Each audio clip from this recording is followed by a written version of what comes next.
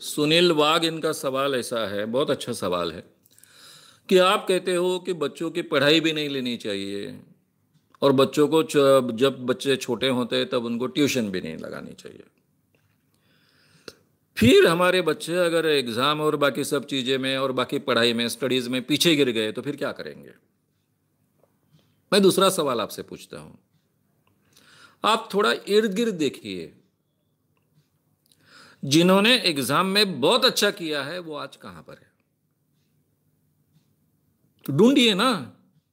ये तो संभव है, हमारे लिए बहुत आसान है। हम जिस एरिया के हैं उस यूनिवर्सिटी में जाए, टॉपर्स कौन थे उसके नाम निकालिए,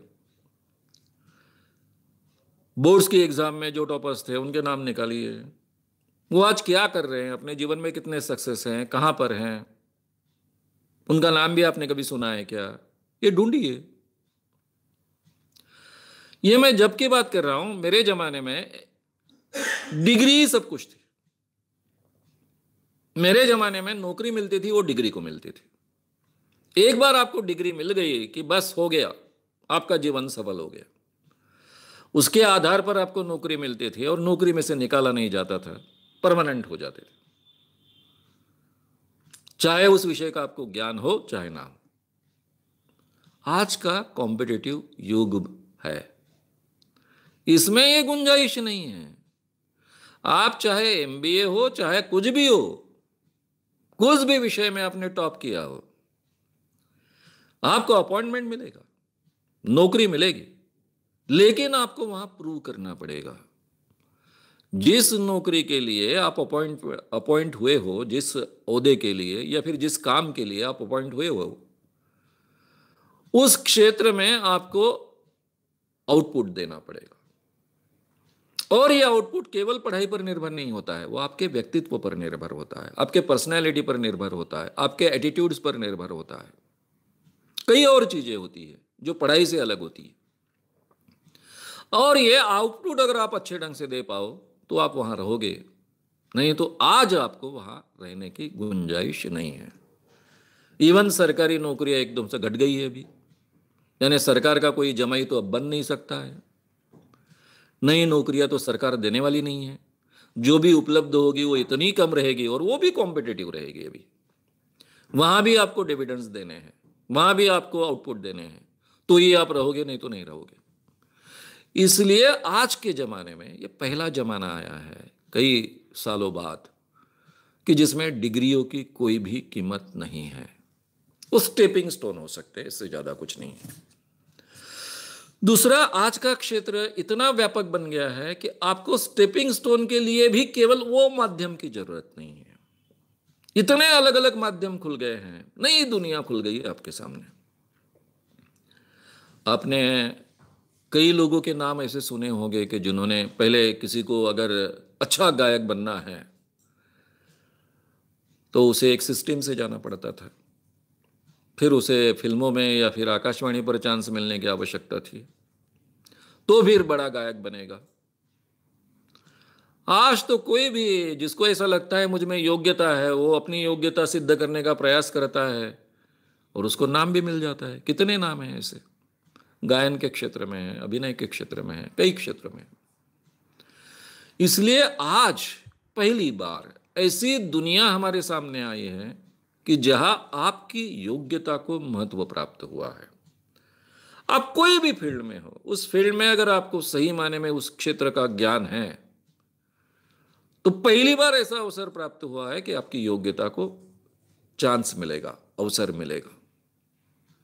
इसलिए हमारे बच्चों को केवल पढ़ाई का मतलब एग्जाम्स का यश यहां तक सीमित मत कीजिए।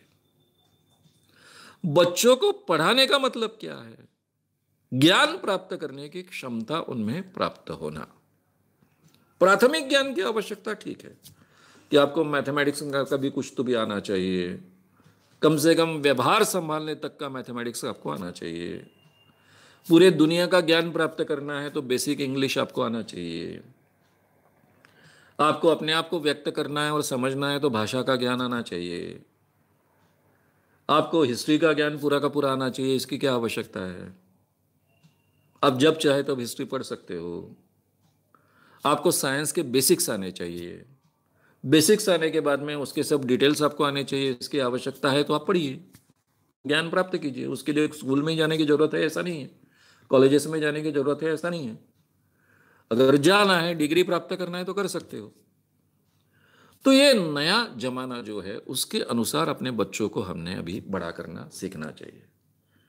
उसमें उनमें ज्ञान प्राप्त करने की क्षमता है, ये हमने देखना चाहिए कि वो चाहे उस फील्ड का ज्ञान प्राप्त कर सकता है, इतने बेसिक्स उसके अच्छे बने। इसलिए ये रैट रेस में से बाहर आई है।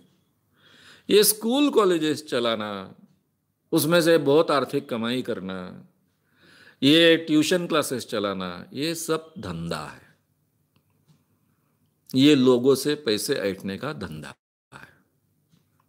ये समझ लीजिए, कुछ नहीं होने वाला, ना अपने बच्चों का भला होने वाला है। और उसमें भी कितने प्रतिशत लोगों का भला हो सकता है? 2%, 3%, 4%। बाकी लोगों का क्या है?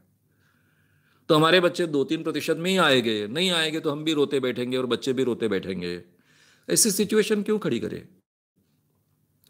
हर बच्चे को जीने का अधिकार है, हर व्यक्ति को जीने का अधिकार है, अपनी क्षमता के अनुसार जीने का अधिकार है।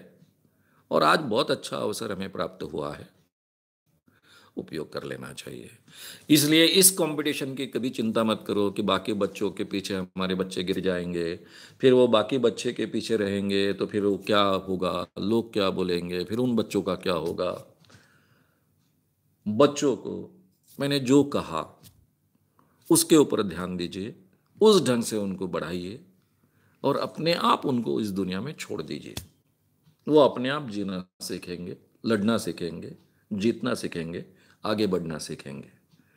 अगर वो खुद नहीं सीखेंगे तो आप ना उनको आगे बढ़ा सकते हो, ना उनको आप जिता सकते हो, ना आप किसी पोजीशन पर जाकर उनको रख सकते हो, क्योंकि आपके हाथ में भी वो नहीं है।